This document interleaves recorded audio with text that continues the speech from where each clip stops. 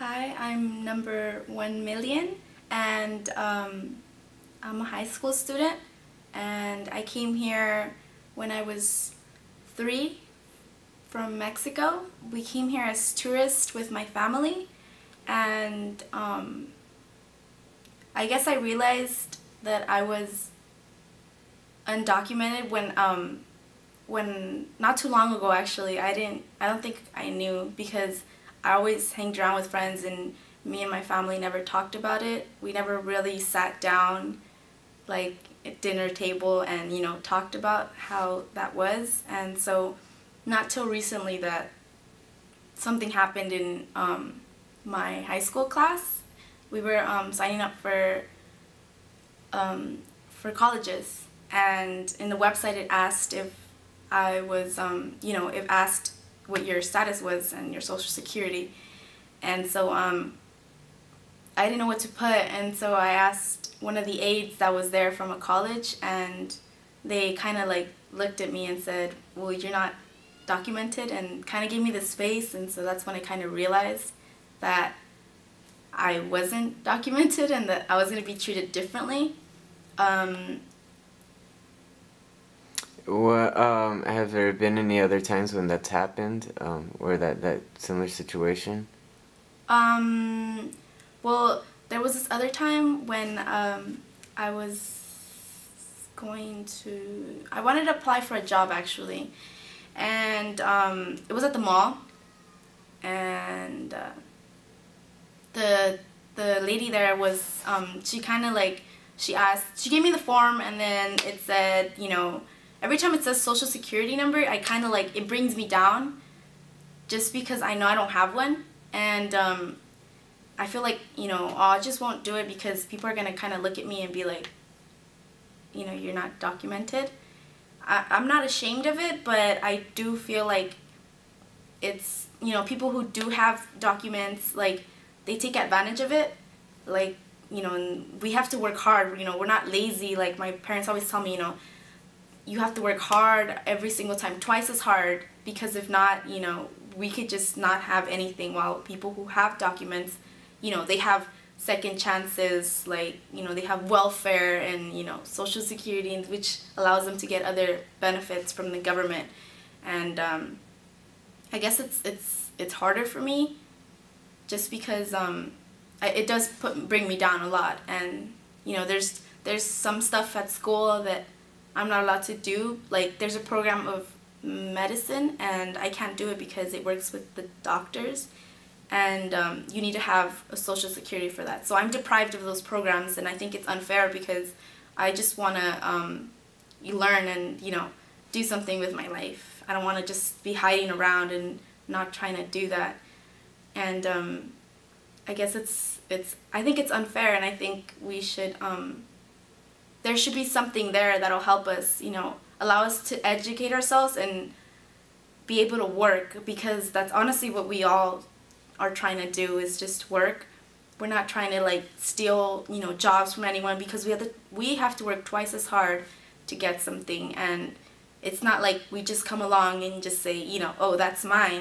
It's kind of like, all right, well, this is, we worked for this. We're not just taking it. We have to work for it. And there's been certain occasions where I feel like, well, what's the point of trying? And I have friends that are also undocumented, which feel like, they just want to go to Mexico after high school because they think there's no chance. But, I think we could just do it. I mean, we could do stuff to get, money or something here and there, scholarships. But it does bring, a lot of friends and me down when you think of, what am I going to do after I graduate? Like, if I get accepted to UCLA, what is that going to do to me? It's not going to help because I still can't work in what I want to work. And I don't think people realize that, we're here to work and help America build itself again. You mentioned that you have friends that are also undocumented. With your friends that are documented, has it ever made a difference in your interactions with them? Well, the friends that I do know that I'm not documented, I think they understand that it's harder for me, but they don't really like it's like saying I get you, but you haven't really been through it, so it doesn't really like, you don't get me, you know. It's until you're actually going through it, you know, till someone like comes up to you and says, you know, you're not documented, gives you a face, that's when you realize you could get it. If not, you know, it's just kind of just saying something without not knowing how it's gonna go. So yeah, I mean, with my I mean, they get a lot of benefits, you know, rather than me, that, you know, is deprived of a lot of stuff because of not having documents. And so you mentioned you wanted to go to college. What do you, any schools in particular? What do you want to study? Oh, I want to do medicine and physical therapist, and because of the baby boomers. And so I think I'm going to have a good chance in that, you know, that people are going to come for therapy and stuff like that.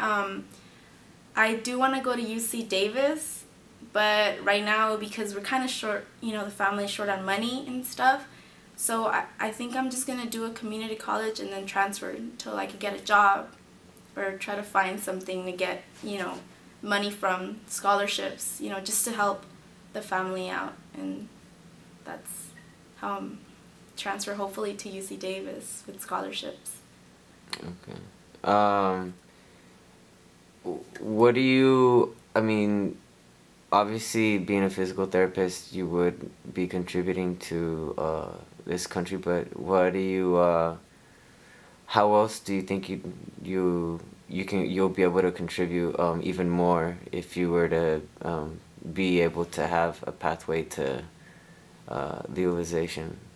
Well, I think if there was a legalization and it would help, I think, you know, I would do it's not like I'm trying to steal people's jobs away. I think I would earn my way there and trying to work and, you know, do everything, every step a normal student would do, and like, I think I would try to like help everyone that needed it, because it's not like you get to just choose who you want to help. You're there to help everyone, and, you know, not have to like, oh, I'm gonna pick you because you have papers and leave you off because you don't. I think everyone should, you know, be equal and be helped. It's not like just because they're white or black or, you know, Asian or Latinos doesn't make a difference at all. And I think that without legalization, there's no rights or equality, and I think that if there was legalization, I would most definitely do everything I could to help everyone.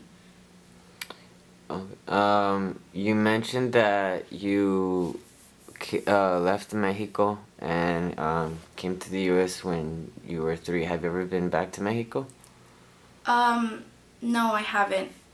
Since I was 3 and my brother was 6 when we came here, after that we never went back to Mexico. So it's been about, I'd say, 15 years since I haven't seen any of my family from Mexico. Like my abuelita or my abuelito, you know, they're still over there. You know, we'll call them once in a while, you know, to see how they are, but I never get to see them. And it kind of, I guess it hurts because, you know, there's people who like talk about their abuelitos being here and stuff, but no, I can't. Maybe, you know, when I'm older, I'll try to go over there at least just to like see the family that I could. How do you think how do you think your experience would be if you were, let's say, to someday get deported and you'd have to go back over there? I mean, and how do you think that experience would be being over there? I mean, because technically you're from over there, but you've been raised over here your entire life. Yeah. So, you know, the customs and culture are so different. So how do you think that your experience would? I think it'd be like when I first came here. You know, you feel like when you first come here, everything's so different from over there, and it's like I wouldn't feel at home, to be honest with you. And I know that sounds kind of bad, but I really wouldn't feel at home because I've been here since I was 3. You know, it's literally like my second home, and so going over there I think would be really like different for me. I don't think I'd be able to like adjust to it. I mean, sooner or later I would, but if in case that ever happened, I think I'd feel very like alone. Even with family that's over there, you know, I was a baby, so it'd be like meeting, you know, strangers, and I think that would be kind of difficult for me to adjust to. So I don't know, like it would feel awkward, and I don't think I'd feel at home as I do here because I've been here since I was little. So I think that'd be weird. Okay. And well, what would you like to tell everybody out there that has some sort of influence or power to pass the DREAM Act or comprehensive immigration reform as a whole, and allow you to participate a lot more effectively in, you know, U.S. society, U.S. system? Well, for the people who do have the power to change something, I think that it's not just me that is here trying to get help. It's a lot of people, a lot of students that are trying to, you know, make better of themselves so their family won't have to go through the same thing our parents went through. And I think we should just stop discrimination, and I think that if you do have the power to do that, I would really appreciate it. Not just from me, but from a lot of people who hide from, you know, trying to talk to people to make a difference and, you know, pass the DREAM Act, because I think it's crucial for America to have more students here and not have to bring people from different countries to work here, but to legalize us and have us, you know, make a difference our own selves. I don't think we're making, you know, we're hurting anyone. We're just working and trying to be better for ourselves. So yeah.